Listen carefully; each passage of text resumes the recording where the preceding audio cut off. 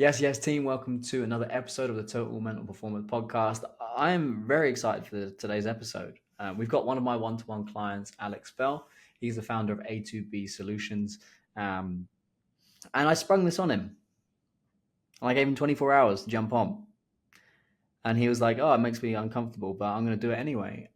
Alex he's got two businesses. So one is a marketing agency. So he creates leads funnels to help fitness coaches and fitness entrepreneurs generate more clients.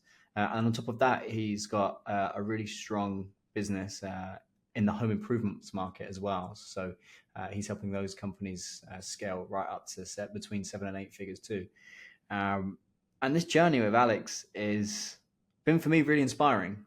They say that as coaches and mentors, you coach the younger versions of yourselves, and I've definitely seen a lot of myself in Alex and in his journey. And he's not had it easy. He's had to work really incredibly hard to get to where he's got to, and I know he's got such an incredible story to share. So, Alex, welcome to the TMP Podcast. Thanks for having me, Kieran. This was on your goal sheet for Q3, wasn't it? Yeah, to be honest, I've kind of turned down many podcasts and I've probably never thought that I've been ready. Didn't even think I was ready, as you said, for this one, but sure, I just kind of put myself into it and see what comes of it. So just run me through, explain to the audience, what is it you do like on a day-to-day basis? How does it work? What does a week or a day look like for Alex? Yeah, so we're a done-for-you agency for our sins, I say sometimes. So we essentially take care of everything from A to B, excuse the pun. So we will go and we will write copy for our clients, build out funnels, run their ads, teach them how to qualify prospects and book them into calls, and then also teach them how to close. For many times, we had clients that used to blame the quote-unquote poor quality of leads. So to overcome that, I learned how to sell properly to teach them how to sell. Yeah. And you love it. Anything to do with sales and marketing. I'm addicted. You light up. Yeah, I'm addicted. I love funnels. I love sales. I've been doing it for like the last 5 years, full on, 12-hour, 16-hour days, but I don't complain of the time. Yeah, I'm addicted to it. Where does that come from, do you think? ADHD. Yeah, I suppose like from a young age, I've always been a grafter. So from the age of like 6 or 7, my dad and granddad used to own a landscaping company, and I used to be in the vans going to work with them. I actually used to cry if I couldn't go to work with them. That's how bad it got. So I kind of transitioned from like cutting the grass for a few people to then my dad lost that business and he went in transition to being a painter. So I kind of went over from the ages of 11, making 20 to 30 quid a day, 8-hour to 12-hour shifts, just painting walls. So my dad kind of taught me more or less like how to work hard, maybe not work smart, but definitely work hard. Yeah. And when you look back now, let's go right back to why you signed up. A lot of clients that sign up, whether it's with me or with my team, they have lots of people around them saying, why are you doing that? What even is that? Like, what's going on? When you look back to then, when you went, no, I'm in, let's do it. What was coming up for you at the time? Well, like I'm a very like cynical person to start with. Okay, or I was. I know that I am now. Big correction there.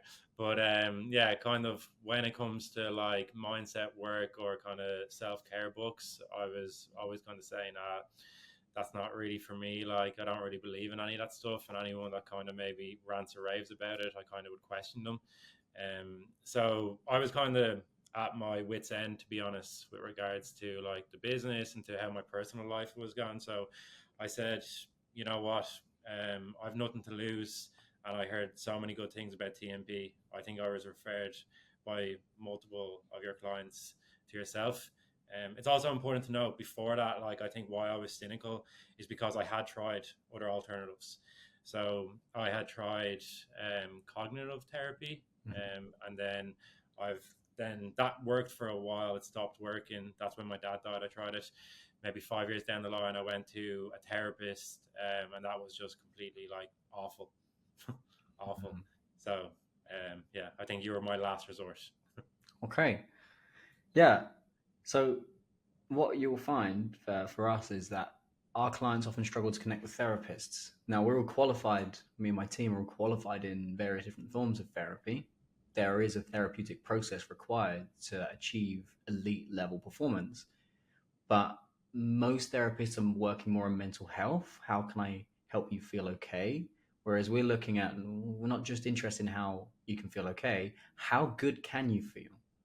And actually, if you're ambitious, you've probably got big, scary goals. So, how can you get towards your big, scary goals? And how can you learn to enjoy the journey en route versus needless suffering and beating yourself up and really coming from a place of scarcity or self judgment, so to speak. So, that story that you share, we hear every single day, all of the time. Yeah, But I agree. you It said, was go on, sorry. it was even like the therapist. I obviously went with like being extremely stressed out with work, like, and the therapist, I think, like he didn't really. I don't think he even necessarily like had too many clients, and I kind of like got to the stage where like the therapy sessions became more about how I could help him grow his business through digital marketing, than more how he could help me stop working less and take my mind off it. Mhm. So that's, I think that was a big appeal with you, because like first of all you're working with business owners that are high performers that are actually doing well, and your solution isn't to stop working less, and basically give up on your dreams, which I think a lot of times with therapists, that can be their solution, like to maybe stop working as much. Mm. Yeah, and there does come a point in the coaching process where if I was to say to you, Alex, I want you to stop working 6 7 days a week and we go down to five, you'd be like, no, can't. Fuck you, not doing it. I just can't do that. So it's recognizing, okay, we've got to meet the client where they're at, but it's also understanding that you just told me you fucking love building funnels and sales and marketing. So if you inherently adore and love something, why do we want you doing loads less of it? But parts of those pursuits you won't enjoy, and parts of it won't necessarily be the thing. It will be your relationship with the thing, the relationship with yourself that stops you from doing that. So why don't you share just some of the symptoms of what was going on for you when you were really struggling with this? When you reached out and you were like, yeah, like my head's a mess, is what you said. Or Yeah. how did you know it was a mess? What was actually practically coming up? So like as we later found out, and you hit the nail on the head when you said it, like I was addicted to thinking. That was my biggest issue. Like I would overthink the slightest things ever that would cause me so much worry. There'd be times where I'd go to reply to a prospect and try to send 20 different voice notes and overthink every single little thing that was in the voice note. So it was getting to the stage where like my business wasn't doing bad, like we were doing well, we were growing, but I was essentially like giving my whole entire life and destroying my mind while trying to achieve the goals. So it kind of got to the stage where, like, obviously my ADHD was completely out of control. My mind was spiraling out of control. I put myself in hospital with my health. I wasn't getting any better whatsoever, and it came to the position where I thought that it's either I pack my business in and I try something else, but then my thoughts were if I pack my business in, that's my baby, and then I'm going to become maybe depressed, and then I'm going to go downhill. So yeah, that was kind of just to kind of give you a brief Yeah. synopsis of it. And the intensity that you were experiencing, and I could see straight away, this guy's addicted to thinking. And I know I used to be addicted to thinking, and sometimes I still am. Sometimes I'm like, you're doing it again. You catch yourself and you bring yourself out of your head back into your body. But it's understanding that, okay, this guy's addicted to his thoughts. And these thoughts that he's having aren't necessarily helping him, they're hindering him. And we used one of the first things before you even started was a model called King, Warrior, Magician, Lover. And this helps you identify what types of thinking and feeling that you're doing. It's a thinking framework. So the magician is the part of you that's very creative, but it's also the part that has a lot of anxious thoughts and it overthinks. Then you have the warrior, which is the part that loves to work hard and push and push and push and push and push, but it also leads to burnout and it leads to unnecessary conflict. And then you've got the lover, and you give and you give and you give and you give and you give. But then sometimes you give too much. And as a result, it's actually detrimental to you and those around you. And then you have the king or the queen. And that's the version of you that can see the strategic view of everything that you need to go and where you need to get to. And I could see from day one, all of my clients have got strong warriors because they all work fucking hard. So that's just a given. And we usually come back to the warrior later, which we Yeah. have. But for you, your magician, you had an overactive magician and you had an overactive lover. Yeah. I was really starting to get in the way. And as a result, that's why he kept spinning out again and again and again. So just run through some of the experiences by understanding those and actually some of the changes and the outcomes you've had since you've gotten more control over the magician and the lover. Yeah. So like, do you want me to start off by saying kind of like why I was spinning out with my lover and then how I've kind of overcome them? Yeah, why not? Yeah. So I suppose, yeah, like my lover was completely like destroying me. I think like I didn't really respect myself. I didn't really respect my time. So, for example, like I would drop everything that I'm doing with my personal life to go on my hands and knees to my clients to do whatever they asked me to do in that instance. There was never any pushback. I let all my clients kind of rule the roost, and I was essentially their servant. So, like, I served them. Okay. And that's not a case that the clientele that I had knowingly were doing that to me. It's a case that I was doing it to myself. So that's really, really important to note. Before we go on to the next bit, I'm actually going to challenge you on this. You weren't serving them, you were pleasing them. There's a Yeah, difference. There's a difference between serving and pleasing. So to serve them would say, hey, I actually think you're wrong on this one, and here's why. And that might trigger you, but I need you to sit with that for a minute. Whereas pleasing is, okay, yeah, I'll do that. Okay, yeah. So just be careful because you weren't yeah, serving, you were pleasing. There's a yeah. difference. No, I agree. So, like examples of like, Alex, can you do this on the weekend? Can you take a meeting on the weekend? That would be my personal time. I do it. Alex, can you fit me in tomorrow? I wouldn't have any time. I'd make sure I fit them in to the point where I'd be stressed out and my own health would start to deteriorate. There'd be times where clients would go maybe 2-3 months without paying me. I would be too afraid. It sounds so embarrassing now, but I would be too afraid to invoice them, or when I invoice them, I'd be afraid that they'd come back with something that was in the invoice that I might have talked to them about. It's even mad saying this now that I was like that. Mm-hmm. Other things like, let's say if there was a tiny mistake made by our team, because mistakes do happen, I would make an absolute mountain out of a molehill. I'd probably give them a lot of stuff for free, you know. Mm-hmm. So yeah, that was kind of like when it comes to clientele and business. I also had a business partner in my company that I probably shouldn't have had. And maybe it took a long time for me to be able to admit that to myself and for me to be able to face it. I was constantly giving them the like benefit of the doubt. And to be honest, yeah, that was a huge factor that was kind of just destroying me mentally and physically. It kind of, yeah, that was very, very difficult. Yeah, apart from that, I think that's kind of, yeah, that's probably my main two overacting or Mm. overarching over kind of issues. When a client says to me, I can't believe I used to think and feel like that, that's how I know life-changing changes happened. When you can't believe how you used to think, feel, and operate, that is when you go, wow, like that's a big shift. And since you'd got hold of the magician and you toned down the overthinking and you started to actually realize, hang on, I'm overcompensating with my lover here and I'm pleasing the people around me, I'm not serving them. What were the outcomes after you made those shifts? Clarity. Like I could actually think and I could actually work on my own business. Like my lover was just pulling me into building my clients' businesses all the time, to the point where like I'd always say like I'll make sure I have like every single client happy before I go work on my own business. As a result, my business didn't grow as much as I wanted. So kind of like clarity and mental focus was a big one, because as you know, like overthinking and over worrying, like the amount of like mental clarity, mental focus that uses up, it's crazy. It's one of the Mm, worst, I think you said, one of the worst energies you can use up, isn't it? yeah.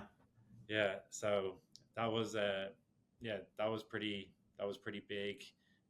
And then kind of like just knowing that everything is kind of going to be okay, you know.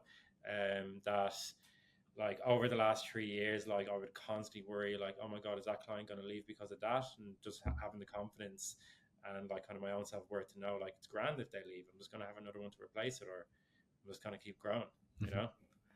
So Self reassurance, like that's yeah, really yeah, it's that ability to know I can handle whatever comes my way. That's true confidence. People think confidence is I'm not afraid of anything. That's not confidence. That's bullshit. That's just a made up fallacy. True confidence is knowing, you know what, I'm going into a high risk fight or I'm going into a high risk period of my life, but I back myself to be able to figure it out and I back myself to go into it. It's not the absence of fear, it's having the confidence and ultimately the courage, because courage is one of the precursors to confidence that yeah. enables you to go, okay, I might not have all the answers yet, but I back myself to figure them out. Yeah, and I think there's also like a fine line as well that I've noticed as well. It's kind of like I often ask myself, is this confidence or is this ego? Hmm. Because like sometimes, like let's say with clientele, it's like let's say if I didn't particularly like mind if that client left, like it's very easy to kind of adopt the attitude, oh, it's them, it's not me. When I think when you become maybe a bit too overly confident, so I think that's something as well that yeah, that you kind of need to have the fine line between confidence and ego, if that makes sense. Yeah. So you've spoken about some of the personal shifts and how that's helped you show up differently. So the mental clarity, having more confidence, backing yourself more. What have been some of the shifts for the business? How has the business developed? What's some of the outcomes that you've achieved off the back of those personal shifts? Yeah, so even just doing like the voice note, um, kind of like coaching with you before we even started our one to ones. Obviously, like I had a massive problem to deal with. That was dealt with, like thanks to you. And as soon as that was dealt with, more mental clarity. The business went on to hit its best ever Q1, and three consecutive highest ever income months. In March, we did 100K. Let's say before that in December, we might have been doing 40, 50. So. So, for having the confidence to make the decision that you needed, you're able to more than double your month to month revenue. Yeah, correct. Yeah, and I definitely would have been able to put it like this: if I didn't meet you, I wouldn't. I'd be in the exact same position. I might not even have a business, but if I had done it a lot faster, I definitely would have been in a much better place now in terms of the business as well. You know. I feel the same about my mentors, so don't worry. Hindsight is 2020 vision, but you're still ahead of schedule. And this is often what I say to our clients: is a lot of our clients make a hell of a lot more money. We're not doing any business coaching. We're just helping you think, feel, and perform on a completely different league and giving you the confidence to back yourself to make the decisions you know you need to make, but you're afraid of. The decisions Yeah. you know, the hard conversations you know you need to have, but you're kind of backing out because, oh, I don't want to upset someone, or I'm a little bit scared.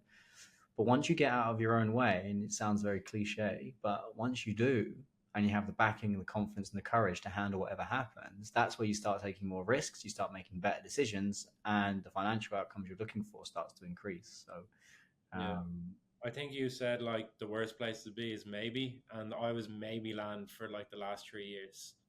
mm, So yeah. so I want to dive into your personal story. Where did all Yeah. of this overthink, this stress, this worry, this being stuck in your own head, where did that come from? What, if you look back as to growing up, like, what was that like for Alex? Yeah, really tough. Um, Again, like I've only really been processing it the last 6 months. Um, I kind of like grew up. Don't want to go too much into it. Maybe that's for a different podcast now. Don't know if I'm ready to go into it, but like I kind of grew up in like a volatile household. There was a lot of conflict.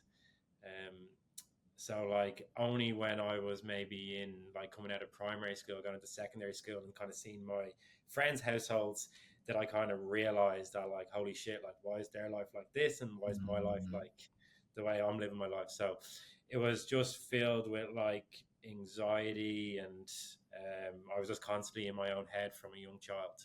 You know, I just like over the last 6 months, I've just been getting kind of flashbacks because up until you, I couldn't even remember like a lot of my early childhood. Um, so yeah, kind of like a lot of kind of bad memories from my childhood that I think kind of made me go kind of like in on myself. And yeah, I don't think I ever really wanted to even revisit them or anything like that. Yeah. so when a child is having too much stress, or if a child is constantly in environments where they don't feel safe, or there's so much stress and there's so much tension, what they tend to do is they go into their own heads because it keeps them safe. And when they're in their own head, they don't have to deal with what's actually going around them. I think it can be really hard. And this is where overthinking is born, to get back into your body and get back into your intuition. So with clients like that, you have to, number one, hold up a mirror to their thinking and also show them that that's not the way. And there's another way to be. So you're going to enjoy this reality a hell of a lot more.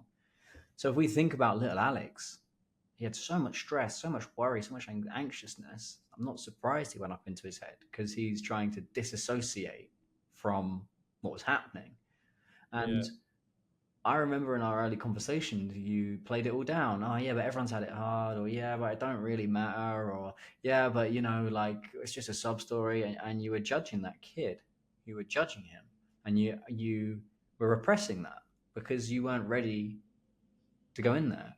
But through hard conversations and holding up the mirror and guiding you into that, you went into the, what's the word?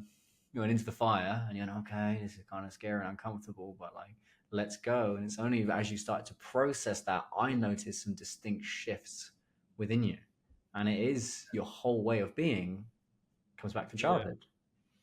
Yeah, like even like I think a big kind of like say, when I was a child, I used to cry everywhere. Like my dad was late from picking me up from training, I'd be bawling my eyes out. I would get lost for literally 20 seconds in Tesco. I'd be bawling my eyes out.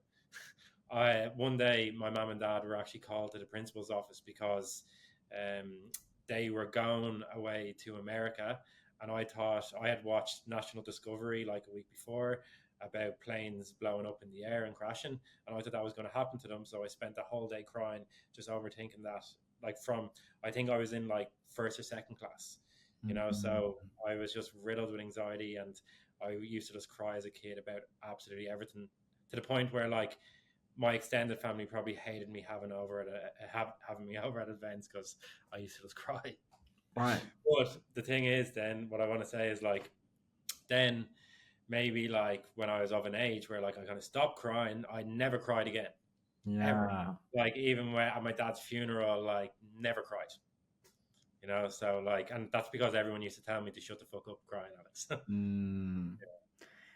So yeah, you repressed it Yeah, because it was safe for you to repress that. When the body and the mind are in shock and it can't believe what's going on, and you also had your environment telling you, stop crying, your teachers, Alex, stop crying, your family, friends, stop crying, stop crying, stop crying. We sounds like such a basic stereotype, but that's where an emotionally repressed man comes from. Stop crying, stop. Men don't cry, boys don't cry. Like, just shove that all the way down. And you, through that conditioning, you were taught not to feel. You were taught to just push those emotions down. And that, energetically, you're holding on to so much stress and unprocessed grief and fear and all those various different emotions because you were just pushing them down. But then you were wondering, why am I so scattered? Why am I so worried? Why am I so stressed? Why can't I concentrate? There are many yeah, different beliefs about ADHD in the science right now. Some people think no, it's all trauma. It's all trauma. Some people think it's genetic because there's links between certain genes that might predispose someone. My view is genetics. Genetics are the gun. Load the gun, and environment pulls the trigger. Right. So yeah, that's my view. So if you've got a kid that's constantly being told to go into his own head and stop crying and whatever, then a lot of your ADHD symptoms of being distracted, overthinking, overcomplicating, being very scattered and anxious, well, you've been holding this energetic load in your body for so fucking long. Like, not just like a few years, 2 decades, you've been holding on to that repression. I'm not surprised you're so tired. I'm not surprised you were so anxious. I'm not surprised you were so overwhelmed. I'm not surprised that the ADHD was displaying how it was. But I yeah, couldn't get you to that point until we'd gone into doing some of the dog work. And some of the inner work is dog work. And you might think dog work is being in a gym or shouting or no, some of it's going back into the little man in childhood and talking through it and going, hey, that happened and I have to accept that happened. And I have to reassure that inner child so I can rewire my unconscious mind to not respond like that as an adult. And you did a Yeah. great job at that. And sometimes you used to be really confused at what happened and where things were. And you're like, where's this going? Like, what's going on? And it got a little bit murky. It got a little bit scary. But look Yeah. at you now. Even till today, like I'm still kind of remembering stuff of like my childhood of the way I was. It's kind of starting to come back a bit more. Yeah. You know, when you look at a star, you know, Yeah. when you look up the sky and you see a star, what happens when you stare at the star? Um, you see more stars? Yeah, you do. You start to see the other little clusters, the Yeah. less bright stars, you start to see more. Yeah. It's the same with your memory. So as I've been poking around in your unconscious mind, where was this belief come from? Where did this Yeah. emotion, where was this born? Where was this behavior born? All of a sudden, I'm not surprised, all of this stuff that you've been repressing for so long, I'm not surprised. You're like, oh, that's coming in, that's coming in, that's coming, because all the stars are starting to show themselves. And this is where you're really starting to learn who you are, Alex. You're starting to learn what you're about and where it is that you want to go. And you're doing excellent work. Like, you really, really are moving up a notch. But then I'd love to talk a little bit about your health, Yeah. because I saw one part of our coaching journey together that we've been working on. I saw your health starting to deteriorate.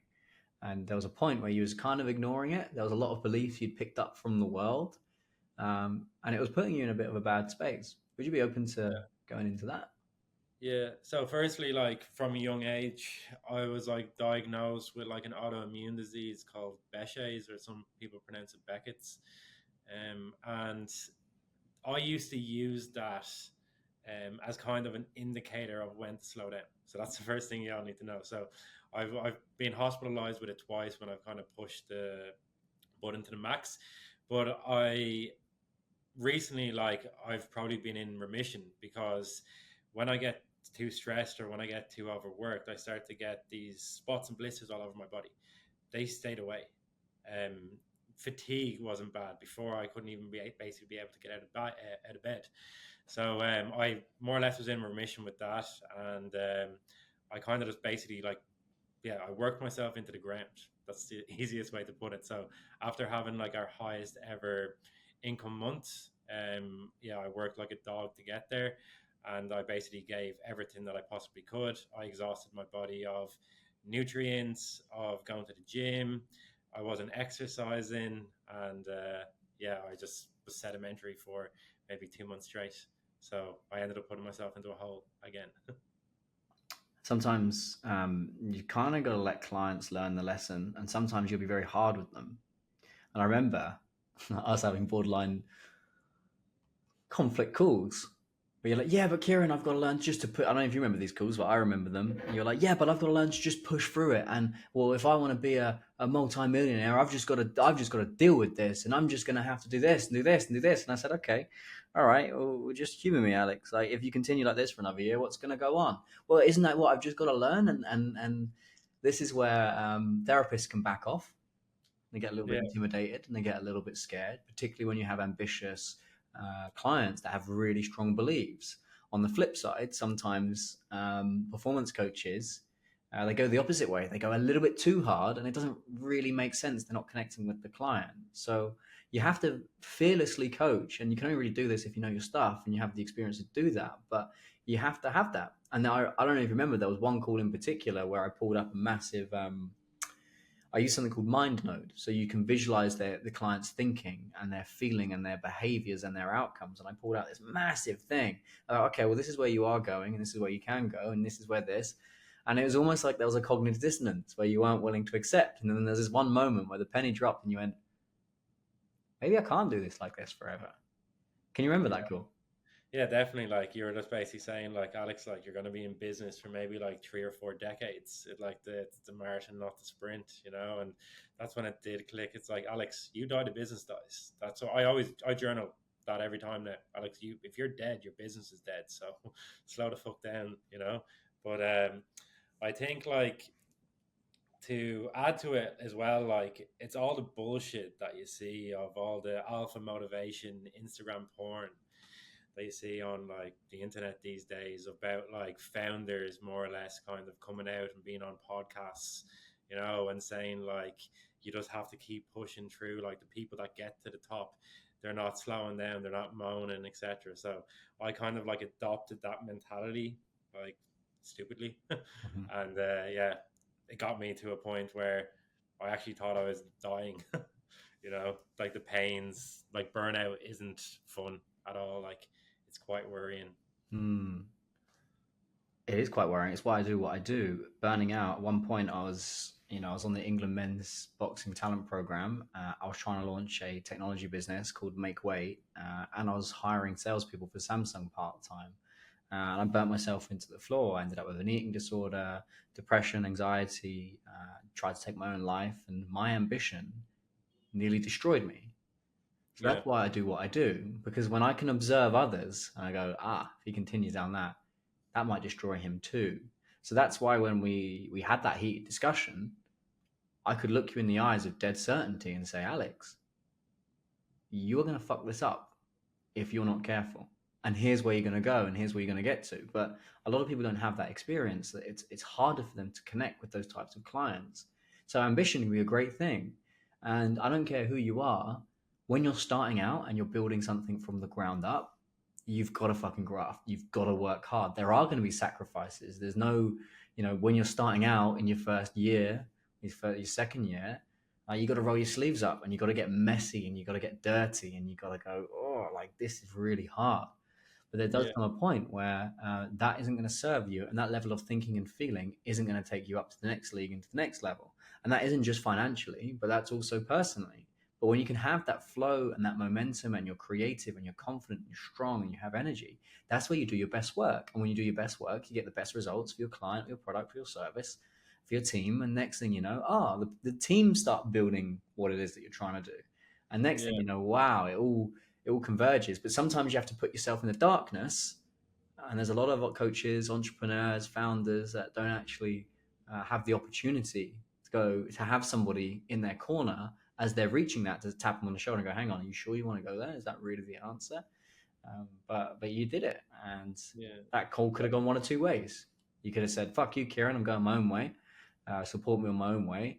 Or you go, maybe I do need to listen. And you did. And look how things have changed for you. Yeah, like I think it's important. Like I think we were talking about it before. Like it's important to know your limit. Okay, so take the positive out of the negative. I know my limit now. I know how hard I can push.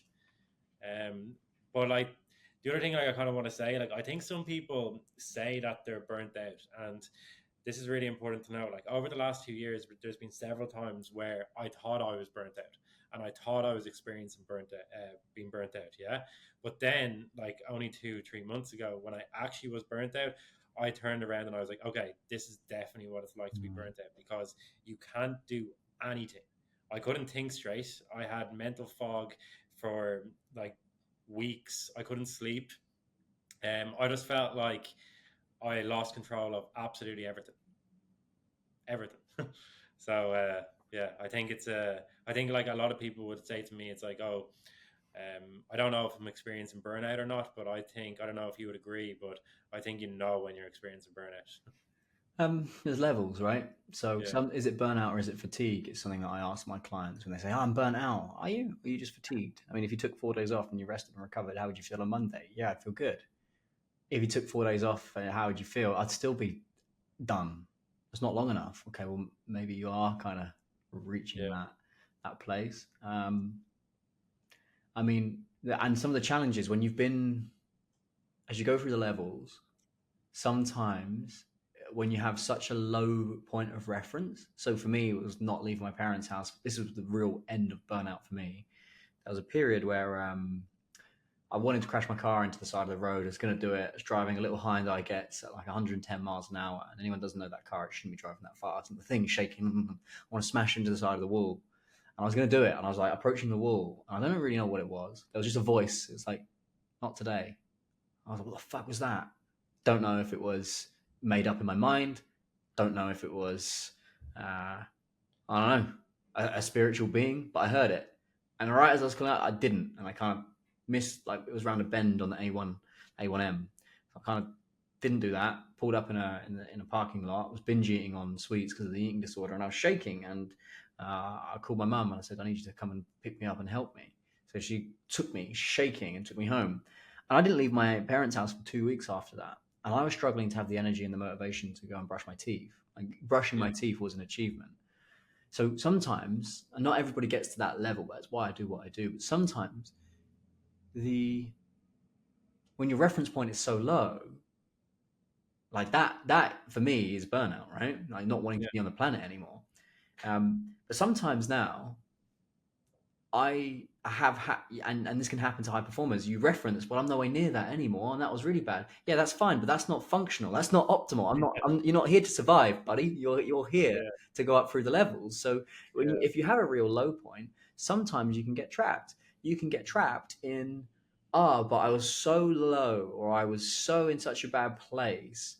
Your new low point, you're referencing where you used to be. So you don't take yourself seriously. Yeah, but I used to be miles worth. That's not the point. We're looking at even higher levels of performance and ways of being. So to answer your question, that was my low of burnout for me, and then I Yeah. reached burnout again, just at a higher level, so it wasn't as intense as that. And you just got to be careful. Yeah, but I'm nowhere near that. That's old you. New Yeah. you, fatigue is is probably your previous high. So don't get stuck in the I past. agree. And on that, we've got new levels to climb, if that makes sense. That's a very good point. Very good Mm. point. And also, it's understanding that previous levels of high doesn't mean that life can't be better. Sometimes Yeah. clients will say to me, "Yeah, but I used to be like this and this and this and this," and I'll say, "Is that it?" Like, what do you mean? Is that it? That's the best ever. And what I see for the client, I see you being much happier. I see you being much more connected, and I see you building a business at a much happier, healthier, and financially lucrative scale than you currently are at the minute. But they're Yeah. still stuck on that previous reference point of, oh, yeah, but I used to be here. I'm not interested in getting you to where you used to be. I want to take you to places you've never been before, and that's a key difference. And if we look at your journey, that's exactly what you're going into new territory now on a personal level of Yeah. okay, you got a new level of freedom within your business, you got a new level of direction, a new level of confidence, a new identity, and now I'm taking you onto mountains that you haven't climbed before. There's fresh snow because no one's ever climbed your mountain. So now you're taking these steps into uncharted territory. So I'm always curious about how far can we take Alex? What kind Yeah. of life can you live and what can you build? And that's an abundance question, not a scarcity away from question. Oh yeah, I think that relates to, like, as you were saying those there before as well, with regards to like the first year you roll up your sleeve, it's a dogfight, and then you're saying like the same strategies or tactics that you use maybe to get yourself to 15K or 20K isn't going to get you to 100K, but yet you keep trying Mhm. to use those tactics, and eventually you find out, hang on a minute, this isn't going to work. Maybe the same thing with when you burnt out really, really bad, but then your next, like, you're always like, I'm not at that level yet. But then it's a different type of burnout, maybe a mediocre type. Yeah. Yeah. So it's also differentiating between tactics, strategy, and identity. So I'll work on like identity level and then work my way back down.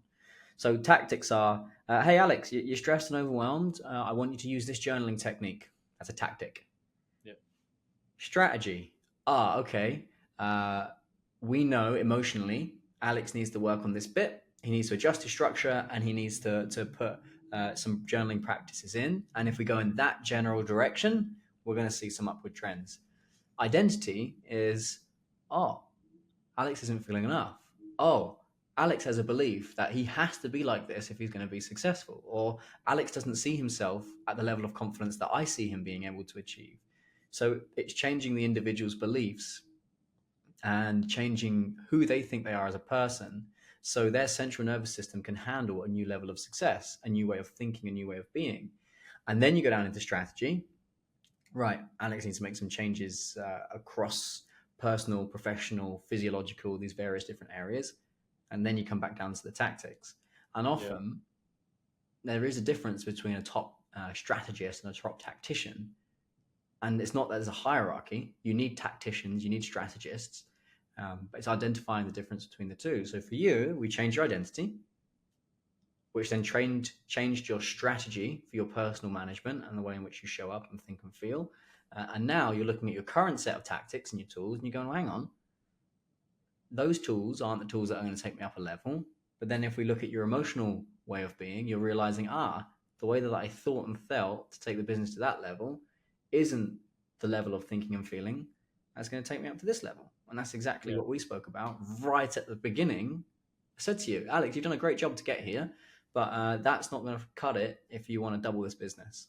And you were like, yeah, you're right. I just don't know what the next level is. And that's Yeah. why you hire me as a strategist and a tactician to dance between the two, so then you can make those shifts and go there. Absolutely. So how do you feel about everything now? If you look back at that guy so Alex signed up right before Christmas, which meant that we couldn't start until January because I had a 2-month waiting period at the time. So I was coaching Alex through WhatsApp before we actually jumped on his first call. But if you look at that now and where you are today, how would you describe the difference between old Alex and the identity we use of Alexander the Great? How do you describe the difference between those two? So like old Alex was a lost child. That's just the easiest way to sum him up. Just a lost child. New Alex is Alexander the Great. And I know that sounds so corny, but my name is Alexander Bell. So just like cool, calm, collected. That doesn't mean that like I don't start to feel sometimes the way I used to feel. It just means that I can really kind of like identify my emotions and understand why I'm feeling like that, and then I can bounce back a lot quicker. So maybe a feeling or a situation that happened when I was kind of feeling more like a child, it would take me maybe days, maybe weeks even to bounce back from it. Now it might be an hour or 2 hours, you know? So it's not to say that like I have everything nailed down and I have like my shit together. I don't think anyone ever has their shit together fully, but I have the tactics and the strategies, like you said, to be able to deal with those situations really, really well. Cool. And achieving total mental performance, I say this all the time. I said it we have a group call every week with our one-to-one clients. I said, our job at TMP isn't to turn you into a bunch of robots that don't feel anything anymore. It's your ability to feel through feelings and think through emotion and think through thoughts much faster so you can do what's required in order to get things done. How we cannot stop spending emotional energy on things that you don't need to spend them on. That's the bit that leads to high levels of performance that then gives you the personal, professional, and financial outcomes that you're looking for. And you've done a really good job of that, of getting back into Alexander the Great, getting back into your king and going, all right, well, it's not going to kill me, move on. And that's one of the biggest things I've seen for you. And I'm really excited. I mean, coming into Q4 this year, I think you've got an idea, but you can't see what I can see. But what you're going to build coming into the rest of this year, holy shit, I'm excited. I'm really, really, really excited. And I think you've got a feel and you've got an idea. Okay, yeah, there is a bigger league at which I can be batting at and living and operating in. I think just on that as well, like I think for anyone like when maybe they're signing up with yourself for like 6 months, I think there's like several times where like I thought it's kind of like, you know, like a graph and you just keep going up and up, but then like down like the stock market. So like I thought I kind of like had it and I thought like, Jesus, I'm doing really, really well here. And then I maybe get hit with something and I'm back down, but then I'm back up a bit further than I was before. But in like the last like 4 weeks or 6 weeks, like I honestly feel like it's all coming together. And I, as corny as this sounds, like I feel like I have the keys now, like the keys to the Ferrari.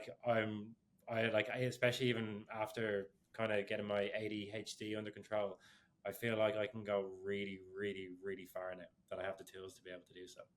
Yeah, one of the metaphors I love to use with ambitious ADHDers, and I'm writing a book called The Ambitious ADHD, is it's like you have a Ferrari, right, in your brain, but you don't know how to drive it. So you're either driving too slow or you keep spinning out and you're spinning out around and round and round and round. And then you're going fast and then you're going slow and you're not really going smooth enough. And I invited Alex to learn how to drive that Ferrari through our one-to-one work, through setting him homework, through sending him books to read. And we look at some of the outcomes. That for me is a really meaningful moment.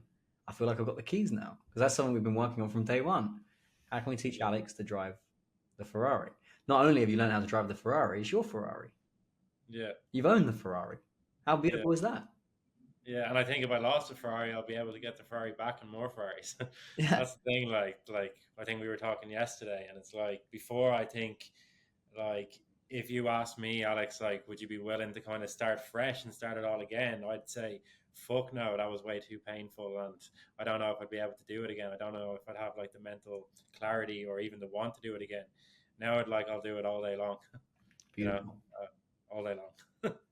Speaking of Ferraris, I actually prefer Ferraris to Lamborghinis. I'm not a supercar guy. I actually like the old American muscle cars. Those are the things that I love. But Ferrari and Lamborghini, I don't know. Do you know the story behind the two? No, I don't. Oh, it's very cool. There's a whole documentary on it. You should watch it. I think you'll love it. Ferrari has pretty much been the supercar of celebrities, royal families, or for the test of time, right?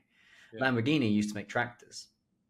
So the guy that founded Lamborghini, he loved Ferraris, but he had a problem. I think it was with the clutch, and he approached the founder of Ferrari and said, "Hey, I love your cars. I've had many of them. The only problem is the clutch always goes. So I own Lamborghini, and I always get my team to fix the clutch. And we've got a solution that can make your car even better. I'd love to talk about a partnership between Ferrari and Lamborghini." And the founder of Ferrari goes, "You make tractors. What are you on about? Go away. Leave me alone." And the guy, the founder of Lamborghini, took that very personally. So he's like, "Fuck it. I'm going to build my own supercar." So he goes on this journey to go and build his own supercar. And at the launch, at the annual car fair, where Ferrari display all of their new cars, they rock up completely unannounced. Like they got a stand, but it was like, "What? Why is Lamborghini at this supercar convention?" And the tagline of Ferrari was, "You buy a Ferrari when you want to be somebody." yeah, So anyway, the founder of Lamborghini rocks up, pulls off the big sort of magic cloth to announce the car, and he said to everyone, "Hey, um, you buy a Ferrari when you want to be somebody. You buy a Lamborghini when you are somebody." And it was such a beautiful story about identity, yeah, because he tapped into psychology there to say, "Well, you want to be someone, or are you someone?" And yeah, when you tell me, "Oh yeah, I have the keys," that story came to mind, because it's not, you're not renting it and giving it back. No, it's mine. It's mine. I own this. This is my yeah, car. I've learned how to drive it, and it's self acceptance. I am who I am. I operate how I operate, and that's a big part of it. It's letting go of all the guilt and the shame and all the judgment that you had for yourself, and going, "Hey, I got a Ferrari. Ferraris are quite sensitive. They're quite hard to manage. And sometimes they spin out. And that's okay. When I spin out, I know how to spin back on track." So I wanted to share that story because number one, I thought you'd find it cool. But yeah, number two, it kind of plays into um, everything we do here at TMP. It's helping you own the psychological Ferrari, not yeah. just renting it or judging it or spinning out on it, if that makes sense. Oh, yeah, I agree with that. And like something as well, like, for like all the alpha motivation porn out there about how like you need to be like bending over backwards in your company, like blood, sweat, and tears. Like the reality is, like, the people that know how to get back after spitting out the fastest are the people that are going to go the furthest because they're actually spending more time working on their business. Like if you're burning yourself out all the time, that downtime and that recovery, you're not doing anything in your business. Your business is going down, not up. So I And you're think going to make shit decisions that leads to shit exactly, outcomes. yeah. So really, you're not. It's actually, yeah, probably the worst advice ever. Yeah. So forget us as a company, as a team, as a brand, but what does the phrase total mental performance mean to you? If you had total mental performance, how would you know? Oh, just clarity. Like I think I must have said clarity about 100 times on this podcast. But yeah, definitely clarity. Like I can't stress how as an ADHD or like you my whole life I didn't really have any clarity. Like it was just a numbing sound, like a buzz in my head going 100 million miles an hour. And yeah, I've had a lot of clarity lately. Love It's like kind of taking yourself out of your body and kind of looking down on yourself and looking down. That's probably the best way I can try and describe it. that. Okay. Alex, mate, I'm so infinitely proud of you. You've achieved so much. If I go back to my boxing roots, I'm like, right, if I put Alex in a ring now with who he was when I first met him, oh, it would be a bloodbath. And it'd be so easy. It would be just completely different. And as I see that, pound for pound, like there's no competition. So you should be infinitely proud of how far you've come. I certainly am. Where can everyone find you? So on Instagram, LinkedIn, or Facebook. So it's A2B Solutions.ai. That's our handle. Nice and easy. Cool. And then the two is the number two. Cool. Yeah. All right, dude. Look, great work. Thank you so much for coming on the podcast, and looking forward to continuing. One thing about Alex is he's got a long-term view. Some people come into TMP and they do their evolution program over 18 weeks, and they're like, "Oh, all good," and out they go, and that's okay. But then there are some people that want to become masters, want to master the way they think, master the way they feel, master the way they lead. And Alex is one of those guys. So we'll be working together for the rest of the year. And trust me, Alex, when you see what's coming up for you in Q4, wow. I mean, you've got no idea. Yeah. So Yeah. looking forward to the journey, mate. Cool. Thanks for having me on. Big love. Guys, if you love this episode, please share it out onto your channels, share it to anyone that needs to hear it. This is I do this totally for free to bring the message of total mental performance to the world. So thank you ever so much, and you'll hear from us in the next episode.